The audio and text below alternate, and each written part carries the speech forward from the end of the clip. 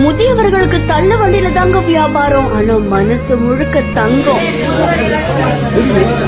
தேனி மாவட்டம் ஆண்டிப்பட்டி தாலுகா கடமலைக்குண்டு கிராமத்துல தனிக்கொடி மற்றும் பொன்னையா அப்படின்ற ரெண்டு முதியவர்கள் இவங்க தள்ள வண்டியில நிலக்கடலை வியாபாரம் செஞ்சுட்டு வராங்களாமா. அவங்க ரெண்டு பேரும் வழக்கம் போல வியாபாரம் முடிச்சிட்டு சாலையில போயிட்டு இருக்கும் போது அங்க ஒரு பை இருக்கிறத பாத்திருக்காங்க.